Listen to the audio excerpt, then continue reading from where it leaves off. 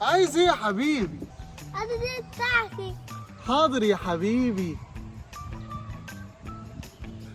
يا نهار اسود. اتفضل. ايه ده؟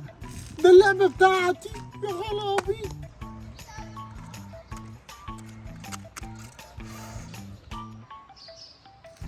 خد تعالى لما نتصور سيلفي.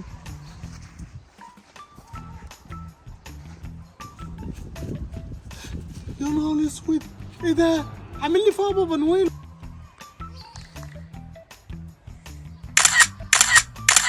بس كده روح. وكمان بتتصور سيلفي واخد الهدايا بتاعتنا وبيفلقها على الاطفال. بابا مين؟ باي يا حبيبي.